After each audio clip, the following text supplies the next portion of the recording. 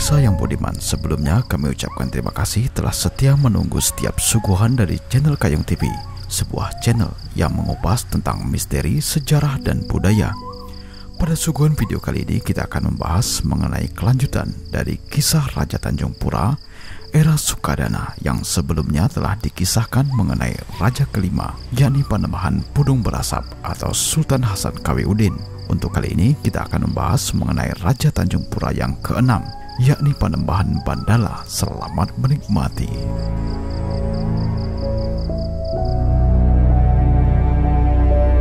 Panembahan Bandala yang bergelar Sultan Abu Bakar Jalaluddin bin Sultan Hasan Kawiuddin bin Sultan Ali Aliuddin bin Baparung bin Prabu Jaya, pendiri Kerajaan Tanjung Pura era Sukadana.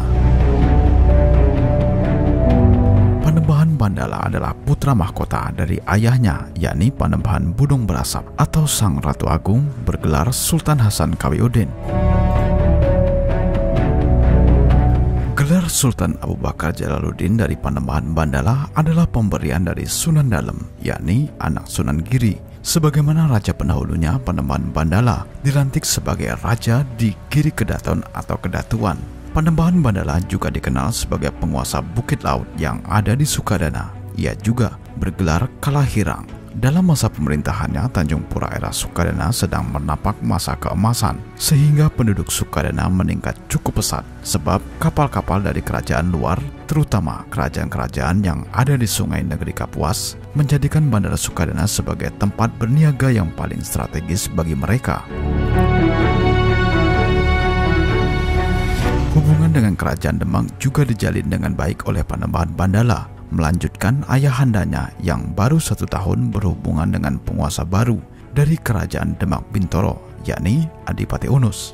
Selanjutnya, pada tahun 1521, Adipati Unus bersama 100 armada kapalnya singgah ke Bandara Sukadana, terlebih dahulu sebelum menyerang Malaka yang dikuasai oleh Portugis pada masa itu. Setelah beristirahat beberapa saat lamanya, rombongan Adipati Unus lalu berlayar dengan misi jihadnya untuk merebut Malaka dari tangan penjajah Portugis. Namun sayangnya, ia gagal dan justru gugur di medan peperangan.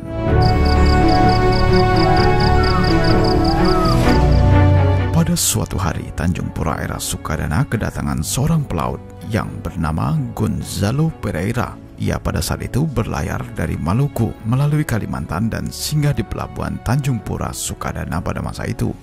Pereira saat itu disambut baik dengan utusan kerajaan dan ia melihat kota Tanjung Pura Sukadana yang cukup ramai oleh kegiatan perdagangan. Dalam buku Suma Oriental, Tanjung Pura ditulis Tajapura. Menurut Pereira pada saat itu, di sana terdapat banyak berlian berkualitas tinggi daripada berlian di India yang pernah ia jumpai.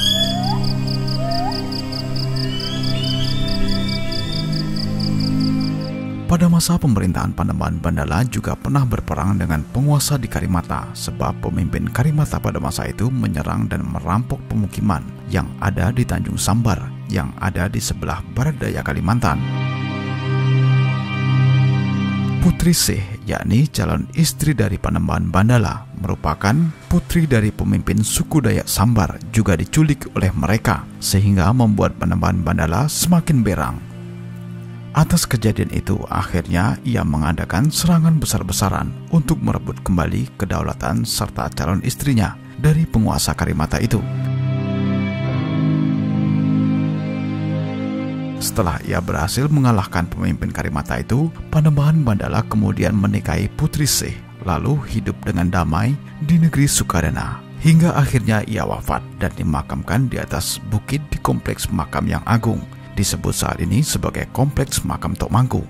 Di kompleks makam ini terdapat 7 makam istimewa dari para raja-raja Tanjung Pura dan kerabatnya di masa kuno. Wallahu a'lam bishawab.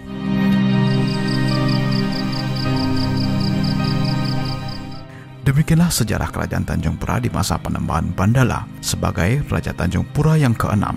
Untuk kisah raja yang ketujuh, Anda dapat menikmatinya di channel Kayong TV. Terima kasih, semoga selalu dilimpahi keberkahan rezeki dan kesehatan bagi para penggemar semua. Sampai jumpa dan salam budaya.